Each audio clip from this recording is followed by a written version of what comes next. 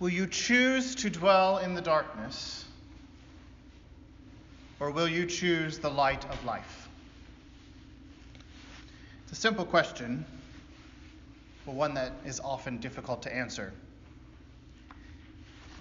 The reading from Numbers this morning recounts the story of when the people of God failed yet again, because it keeps happening, to trust in God. The grumbling, giving in to selfishness, always wanting more. This food is pathetic. I want more water. Why are we still in the desert? And my favorite, are we there yet? It's all me, me, me. More, more, more. Now, now, now. So because of this, God sends snakes into the midst of the camp. Many are bitten and suffer and die. So is this what God desired? No, of course not. He has given them just what they need. The practice of the Sabbath is to teach them that they will be provided for, but just as is needed. No more, no less. Hoarding, stealing, grumbling are all sins of selfishness. He does not desire the death of any one of his children because he is a loving Father. So this is not what he desired. But he does need to get their attention, to teach a lesson. He needs something to wake them up. Now, could anyone here honestly say, that they made it through their entire childhood, learning every single lesson perfectly, without some kind of pain or punishment, some kind of talk, or grunt, or my favorite, the one that I always got, that look? Who could honestly say they made it through their entire childhood without anything like that? The look, the grunt, the talk, the finger. All that could cut through and prick your heart and cause you to realize you've done something wrong. Your stomach sinks inside you. Oh crap, what did I do? Or, my favorite, Joshua Daniel from somewhere in the distance. All of these cause us to think. All of these shake us up. All of these cause us to change direction. And sometimes the lessons learned are uncomfortable. Often, healing is painful. Anyone who's recovered from long surgery or gone through therapy, physical therapy, knows this. But it is not a bad thing. Scars are not bad things. Scars are signs of healing and of growth. The 13th century Sunni poet-scholar once said, "The wound is the place where the light enters you." The wound is the place where the light enters you. So rejoice in the scars and let them bear witness to the light that is now in you. But in the end, the children of Israel are given a choice. They can, one, either turn from God and shield their eyes and hide in the darkness. It's more comfortable there. Because you see, when we sit in the darkness, We don't have to think about God. We don't have to think about our neighbors. We don't have to think about the world around us. In the darkness, there is only me. I see nothing else. I feel nothing else. All my focus and my attention is on me. It is comfortable. But it is also where we slowly give ourselves over to the venom of sin, of hate, of jealousy, of selfishness, of pride that now courses through our veins. We get comfortable and we relax and we fall asleep under the spell and are overcome by our sin and whatever we have put up to separate ourselves from God. And then we are buried in the death of the Spirit if it goes on for too long. But there is a second option, because God is a God of love and a God of grace and does not desire the death and pain of his children. God says, look to the light, choose life.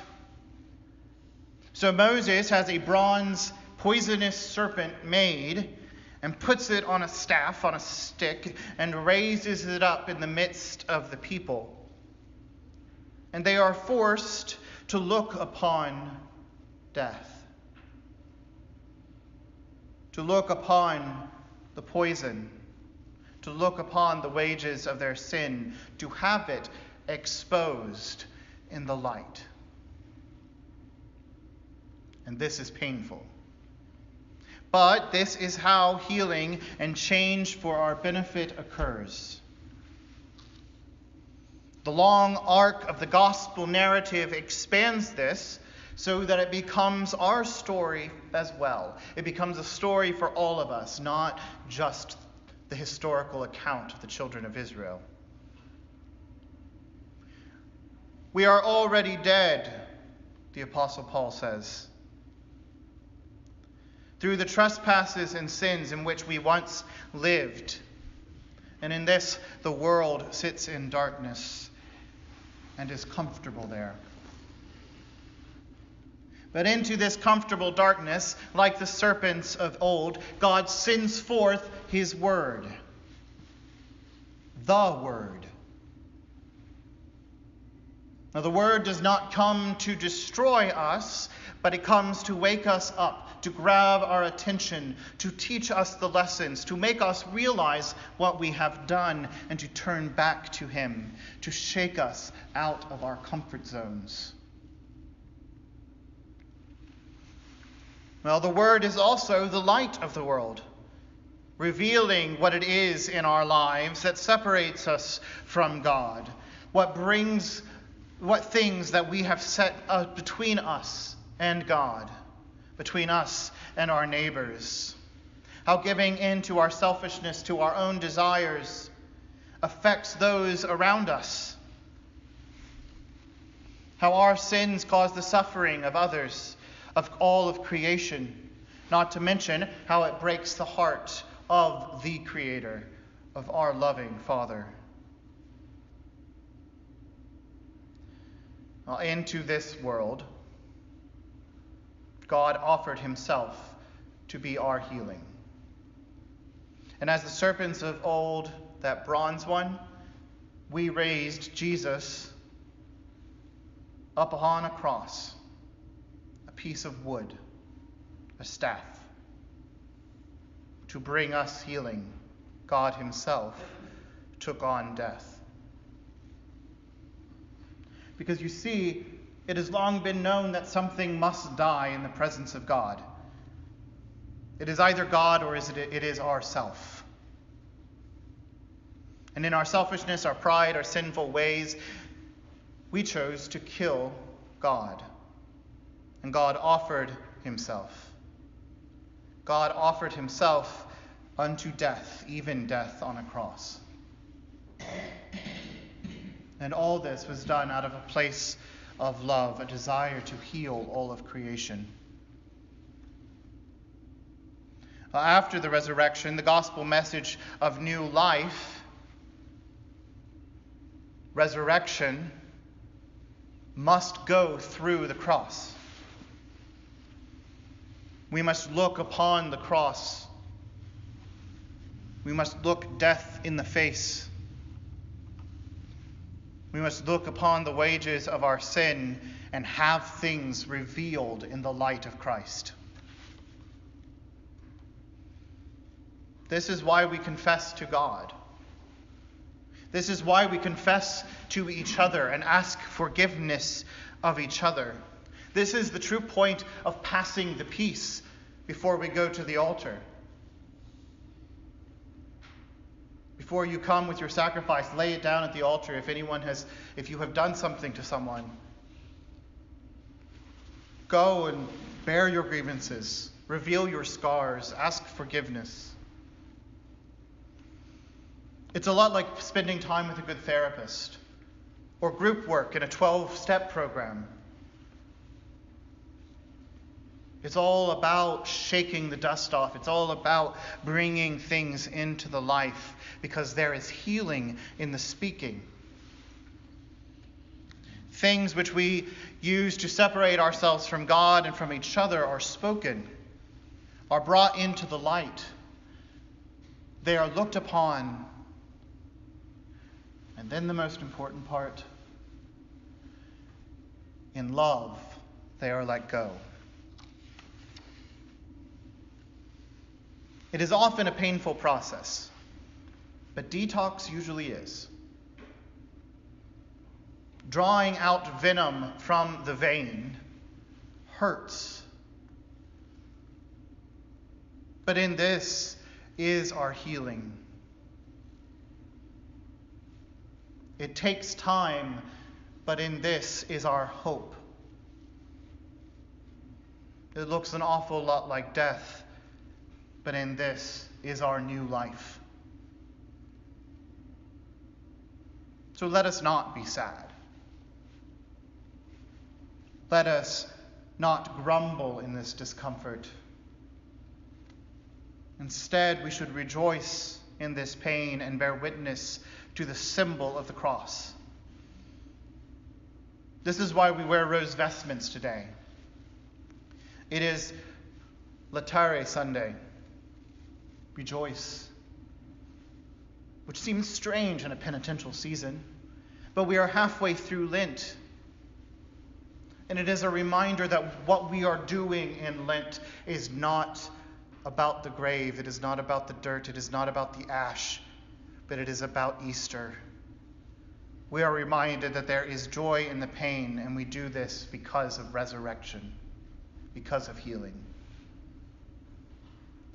The symbol of the cross is one that the world would see as foolishness, and does see as foolishness, because the world only sees the darkness it evokes, the pain it evokes. And to the world, that is bad. But we rejoice because we go through the cross in order that we might know and proclaim, as someone who has seen it and been through it, bear witness to the true miracle of Easter and of new life. So, will you choose to dwell in the darkness? Or will you choose to expose your scars, be vulnerable, accept the healing, and rejoice in the light of life? Amen.